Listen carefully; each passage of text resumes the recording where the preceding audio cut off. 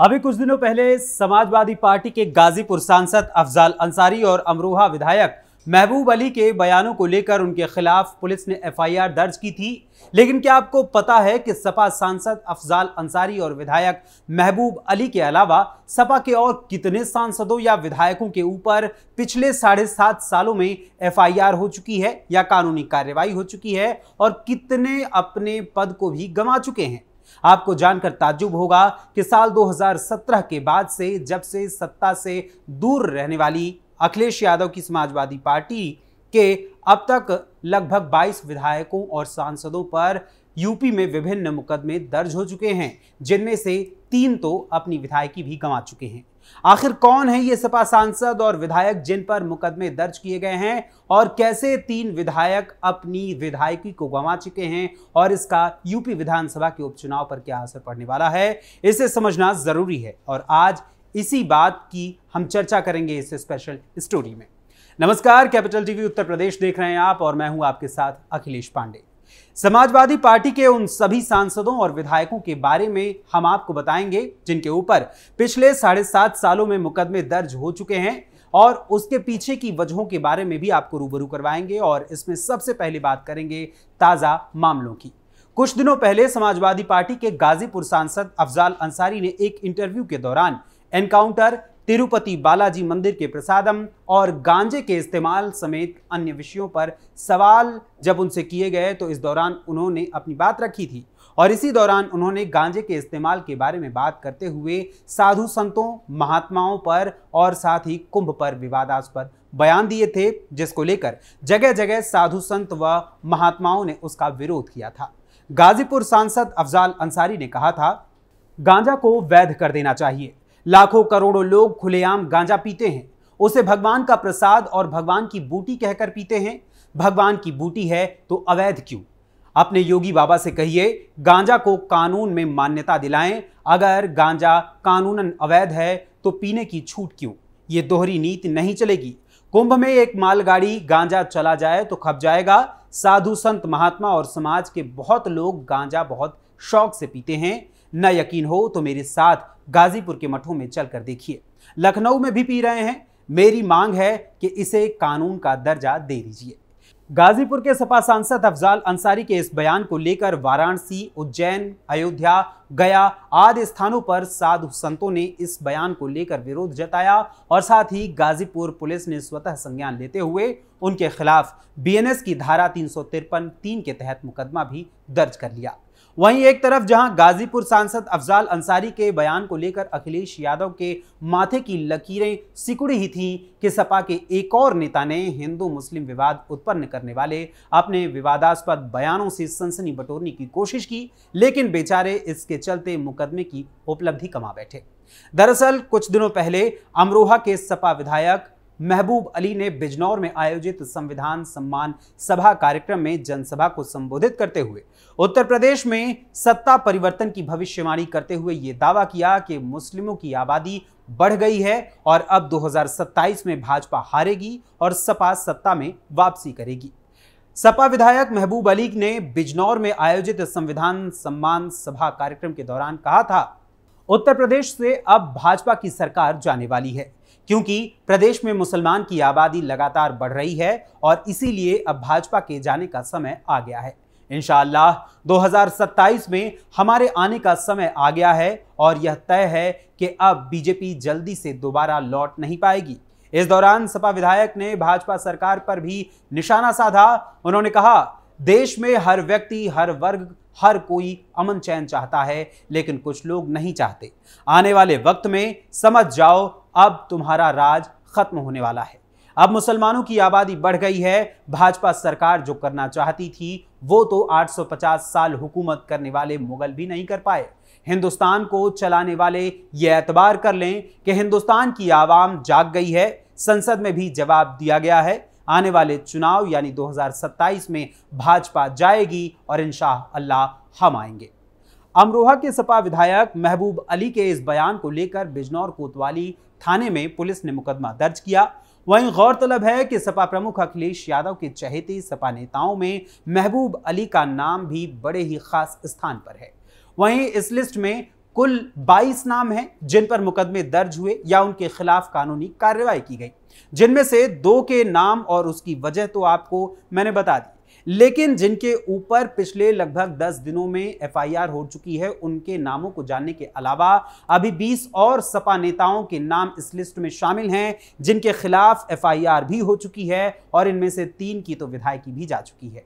जिन 22 सांसदों और विधायकों पर एफआईआर हुई है उनमें 2017 और 2022 में चुने गए नेताओं के नाम शामिल हैं। 3 विधायकों को सजा भी हुई, जिसके चलते उनकी विधानसभा की सदस्यता भी चली गई। वहीं इस लिस्ट में कुल 11 मौजूदा विधायक और 2 मौजूदा सांसद हैं जिनके खिलाफ केस दर्ज हुए हैं।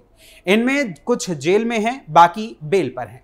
3 विधायकों पर पिछले कार्यकाल में केस दर्ज हुआ था, वहीं 2022 का वो विधानसभा चुनाव भी हार गए थे। जिन पर केस दर्ज हुए उनकी लिस्ट में शिवपाल सिंह यादव से लेकर आजमगढ़ से विधायक रमाकांत यादव और आजम खान से लेकर जाहिद बेग तक के नाम भी शामिल हैं। वहीं गौर करने वाली बात है कि वर्तमान समय में सपा के 2 विधायक जेल में बंद हैं, जिनमें भदोही विधायक जाहिद बेग और आजमगढ़ के फूलपुर पवई से विधायक रमाकांत यादव के नाम शामिल हैं। इसके साथ ही इस दौर में जेल का सफर तय करने वाले विधायकों में नाहिद हसन, रफीक अंसारी का नाम भी शामिल है। वहीं सपा के पूर्व विधायकों में कानपुर की सीसामऊ सीट के पूर्व विधायक इरफान सोलंकी, पूर्व विधायक रामेश्वर सिंह यादव, सपा सरकार में मंत्री रहे पूर्व विधायक आजम खान, उनके बेटे अब्दुल्लाह आजम भी मौजूदा समय में जेल में बंद हैं। वहीं 2024 के लोकसभा चुनाव में अखिलेश यादव के चाचा शिवपाल सिंह यादव पर भी मुकदमा दर्ज हो चुका है। दरअसल सपा के वरिष्ठ नेता व इटावा के जसवंत नगर विधायक शिवपाल सिंह यादव पर लोकसभा चुनाव के दौरान बसपा सुप्रीमो मायावती के खिलाफ अभद्र टिप्पणी करने और 2 समुदायों के बीच दुर्भावना फैलाने के मामले में केस दर्ज हुआ था। वहीं इसी क्रम में अगली बारी आती है चंदौली जिले के सकलडीहा विधानसभा सीट के सपा विधायक प्रभु नारायण सिंह की। दरअसल दिसंबर 2021 में चंदौली में पार्टी कार्यकर्ताओं के साथ प्रभु नारायण सिंह पर पुलिस टीम पर हमला करने के आरोप में केस दर्ज हुआ था। वहीं प्रभु नारायण सिंह को अभी पिछले ही महीने 2015 के एक मामले में 3 महीने की सजा सुनाई गई है। वहीं इसी क्रम में आगे बढ़ें तो इस लिस्ट में अगला नाम है नगीना विधायक मनोज पारस का, जिनके खिलाफ 2021 में कोविड-19 लॉकडाउन के दौरान बिजनौर के सरायमीर इलाके में रोजा इफ्तार पार्टी आयोजित करने पर मुकदमा दर्ज किया गया था। उनके साथ ही इस मामले में कुछ अन्य लोगों को भी नामजद किया गया था। हालांकि मनोज पारस का दावा है कि कोर्ट उन्हें इस मामले में बरी कर चुकी है। वहीं आगे बढ़ें तो इस लिस्ट में अगला नाम है भोजीपुरा विधायक शहजिल इस्लाम का। अप्रैल 2022 में एक समारोह के दौरान सीएम योगी के खिलाफ कथित तौर पर आपत्तिजनक टिप्पणी करने के बाद भोजीपुरा विधायक शहजिल इस्लाम के खिलाफ मामला दर्ज किया गया था। उन पर 2 समूहों के बीच दुश्मनी को बढ़ावा देने और धमकी देने का आरोप लगा था। वहीं अगली बारी आती है रानीगंज विधायक राकेश कुमार वर्मा की और मामला है साल 2022 का। साल 2022 में प्रतापगढ़ पुलिस ने राकेश वर्मा और अन्य लोगों पर मामला दर्ज किया था, जिसमें उन पर एक निर्माणाधीन सरकारी भवन में भ्रष्टाचार का दावा करने के लिए एक झूठा वीडियो बनाने का आरोप लगाया गया था। वहीं वीडियो में राकेश वर्मा दीवार को अपने हाथ से धक्का देकर उसे पूरी तरीके से गिराते हुए नजर आए थे।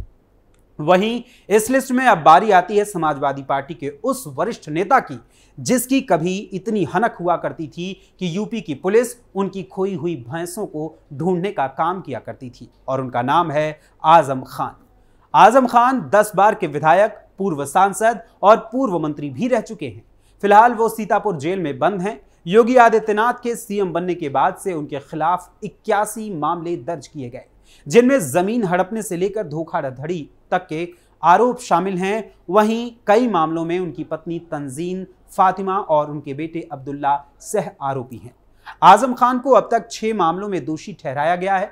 अक्टूबर 2022 में साल 2019 के भड़काऊ भाषण के मामले में दोषी ठहराए जाने और 3 साल की सजा सुनाए जाने के बाद आजम खान ने अपनी रामपुर सदर सीट की सदस्यता खो दी थी। वहीं आजम खान के बेटे अब्दुल्ला का नाम भी इसी लिस्ट में शामिल है। स्वार विधानसभा सीट के पूर्व सपा विधायक अब्दुल्ला आजम खान और उनके पिता आजम खान को फरवरी 2023 में मुरादाबाद की एक अदालत ने 2008 के एक मामले में सजा सुनाई थी, इसमें उन पर मुरादाबाद में पुलिस चेकिंग के विरोध में अपने वाहन से यातायात अवरुद्ध करने का आरोप लगा था। इसके बाद अब्दुल्ला को विधायक के रूप में अयोग्य घोषित कर दिया गया था। वहीं अब्दुल्ला आजम की मां और आजम खान के पत्नी व रामपुर विधानसभा सीट की पूर्व विधायक तंजीन फातिमा का नाम भी इस लिस्ट में शामिल है। कई केस में वो आजम खान और बेटे अब्दुल्ला आजम के साथ नामजद हैं। हाल ही में जमानत पर वो बाहर आई हैं। समाजवादी पार्टी ने 2014 में तंजीन फातिमा को पहली बार राज्यसभा भेजा था। वहीं 2019 के लोकसभा चुनाव में जब आजम खान रामपुर से जीतकर लोकसभा पहुंचे थे तो तंजीन को उनके स्थान पर विधानसभा का उपचुनाव लड़ाया गया था और फिर वो 2019 से 2022 तक विधायक भी रह चुकी हैं। इस लिस्ट में अन्य नामों की हम बात कर लेते हैं। इन अन्य नामों में जौनपुर के केराकत विधानसभा सीट के सपा विधायक तूफानी सरोज, गोसाईगंज विधायक अभय सिंह, अलीगंज के पूर्व विधायक रामेश्वर सिंह यादव, कर्नलगंज के पूर्व विधायक योगेश प्रताप सिंह, डुमरियागंज विधायक सैयदा खातून, किठौर विधायक शाहिद मंजूर, गौरीगंज विधायक राकेश प्रताप सिंह, भदोही सदर विधायक जाहिद बेग, गरौठा के पूर्व विधायक दीप नारायण सिंह उर्फ दीपक यादव, कानपुर के सीसामऊ के पूर्व विधायक इरफान सोलंकी, बरेली के बहेरी से विधायक अताउर रहमान, संभल सांसद जियाउर रहमान और दिवंगत मुख्तार अंसारी। वहीं समाजवादी पार्टी के 2 विधायक अभय सिंह और राकेश प्रताप सिंह अब भारतीय जनता पार्टी के साथ हैं। दोनों के खिलाफ भाजपा शासनकाल में मुकदमे दर्ज हुए थे। इस साल की शुरुआत में राज्यसभा के जब चुनाव हुए तो इन दोनों विधायकों ने क्रॉस वोटिंग की, जिससे भाजपा उम्मीदवार को जीत हासिल करने में मदद मिली थी। माना जाता है कि भाजपा के पक्ष में खड़े होने के कारण इन विधायकों पर कार्रवाई नहीं हुई। वहीं सपा ने अब तक इन दोनों नेताओं को न तो पार्टी से निकाला है और न ही उनके खिलाफ कोई शिकायत स्पीकर से की है। अब यूपी विधानसभा की 10 विधानसभा सीटों पर उपचुनाव भी होने वाले हैं। ऐसे में सपा के नेताओं की ओर से लगातार की जा रही धार्मिक और जातिगत टिप्पणियां कहीं न कहीं इस विधानसभा के उपचुनाव में उसकी मुश्किलें बढ़ाने का काम ही कर सकती हैं। फिलहाल अभी के लिए बस इतना ही इस खबर में, लेकिन अब आपके सामने सपा के उन विधायकों और सांसदों की लिस्ट है जिन पर मुकदमे दर्ज हुए हैं और कुछ को सजा भी हुई है और कुछ की सदस्यता भी खो चुकी है। ऐसे में आपका इन सपा नेताओं के बारे में क्या कहना है, हमें अपने कमेंट्स के जरिए जरूर बताइएगा। अभी के लिए फिलहाल अनुमति दीजिए, फिर मुलाकात होगी किसी और मुद्दे, किसी और खबर के साथ। तब तक के लिए धन्यवाद, नमस्कार।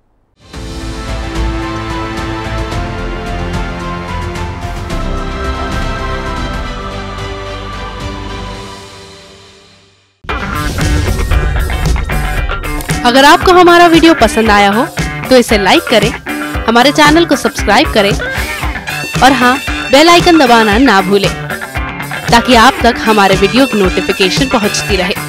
आप अपना सुझाव हमें कमेंट बॉक्स में दे सकते हैं। हमारे साथ जुड़ने के लिए शुक्रिया।